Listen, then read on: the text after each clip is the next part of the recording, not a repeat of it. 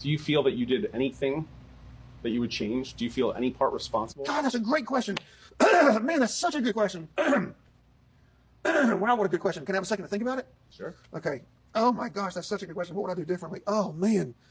I know what I do. I know what I do. I know what I do. I would not involve her family when she's having mental episodes and is schizophrenic and is off her meds. I would never have texted that. What happens when a pastor already surrounded by controversy over his wife's tragic passing quietly marries again, and his new wife's previous husband also unalived under mysterious circumstances? Today, we're diving deep into the latest chapter of the John Paul Miller story, a case that has captivated and horrified people worldwide. I'm going to walk you through this complex web of events step by step, because understanding this story requires us to connect several disturbing dots that span multiple years and multiple deaths. By the end of this video, you'll understand why this new marriage has reignited serious questions about a pattern that investigators are still examining. Let me start by giving you the essential background because this story builds on itself in ways that become increasingly concerning. John Paul Miller was the pastor of Solid Rock Church in Myrtle Beach, South Carolina. Now, when I say was, that's important. We'll get to why he's no longer there. Miller has been married multiple times, which becomes a crucial part of understanding this pattern we're examining. His first marriage was to Allison Williams, and they divorced in 2016. Then came his second marriage to a woman named Micah Miller. And here's where the story takes its first dark turn. Micah Miller died in April of 2024 at just 30 years old. The Robeson County Sheriff's Office ruled her death a suicide from a self-inflicted gunshot wound. They found her body at a park in Orem, North Carolina. But here's what made this case explode into national headlines. The circumstances surrounding her death raised serious queries about what had been happening in her marriage. Family members came forward claiming that John Paul had been abusing Micah. Even more telling, Micah had initiated divorce proceedings shortly before her death. She was actively trying to leave the marriage. Then there was John Paul's behavior at her funeral, which people described as bizarre and inappropriate for someone mourning their spouse. The community response was immediate and intense.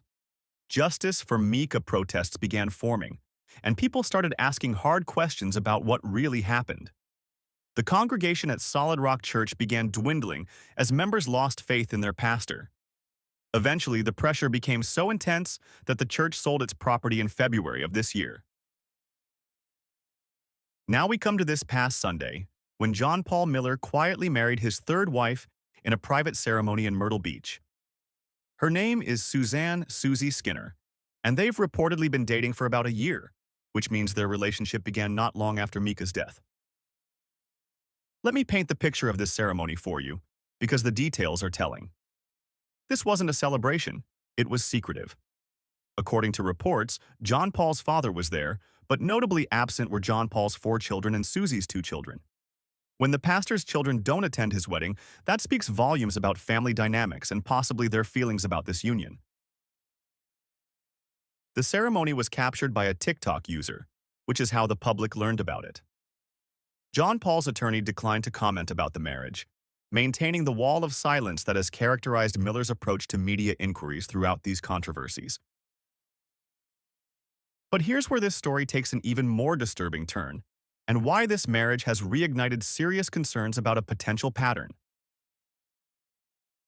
Susie Skinner is a widow, just like John Paul Miller is a widower. Her previous husband was Chris Skinner, and the circumstances of his death are deeply troubling when viewed in context. Chris Skinner was a quadriplegic veteran who was beloved in his community. On September 6, 2021, he drowned when his wheelchair rolled into a neighborhood pool. Officials ruled his death accidental, but let's examine the timeline and circumstances more carefully. According to a court affidavit filed by John Paul's first wife, Allison Williams, Chris Skinner had confronted John Paul Miller just 2 weeks before Chris died. The affidavit states that Chris asked Miller to leave his wife and children alone. Think about what this means. Chris knew that John Paul was pursuing his wife, and he directly confronted the pastor about it. 2 weeks later, Chris was dead. Now, I want to be very clear here about what we know and what we don't know. The death was initially ruled accidental, and that's the official finding. However, this March, the case was reopened for investigation. The Myrtle Beach Police Department later announced they had reclosed their investigation, saying no further information was uncovered. But here's the crucial detail. The Horry County Coroner's Office told reporters that their investigation into Chris Skinner's death remains open. This means that while police may have concluded their review, the coroner, the official responsible for determining cause and manner of death, is still actively investigating. Allison Williams, John Paul's first wife, put this pattern into stark perspective in her court affidavit. She wrote, "It is chilling to know that the spouses of both Susie and Miller are now dead from tragic events." Let me help you understand why this pattern is so concerning by walking through what we're seeing here. We have a pastor whose second wife died under circumstances that raised enough questions to spark nationwide protests and investigations. Shortly after her death, he begins a relationship with a woman whose husband had recently died under circumstances that were initially ruled accidental, but have since been reopened for investigation. The husband who died had specifically confronted the pastor about leaving his wife alone just 2 weeks before his death. Now, 3 years later, that pastor has married the widow. This isn't just about two isolated tragedies. It's about a potential pattern of behavior that investigators and the community are still trying to understand. When you look at the timeline, the relationships, and the circumstances, questions naturally arise about whether these deaths are truly unconnected coincidences. Adding to the complexity of this case are recent legal developments. 2 separate women have filed lawsuits against John Paul Miller, both alleging that he SA'd them when they were minors and he was a teacher at a Christian school. Both suits also allege that his father, who founded and led the academy affiliated with Miller's church, helped cover up evidence of his son's misconduct. Miller has denied these allegations and filed countersuits for defamation, but these cases add another layer to the questions about his character and behavior patterns. The community's response to this marriage has been swift and deeply concerned. Remember, this is a community that has been actively protesting and demanding justice for Micah for over a year. They see this marriage not as a man moving on with his life, but as a continuation of a pattern they've been trying to expose. The timing is particularly troubling to many observers. Miller's second wife died in April 2023. He began dating Susie within months, and now they're married, all while multiple investigations and lawsuits are ongoing. The optics alone raise questions about his priorities and mindset during what should be a period of grief and reflection. It's also worth noting that Miller hasn't disappeared from ministry despite all these controversies. After Solid Rock Church sold its property, he formed a new nonprofit called Mercy Church Ministries.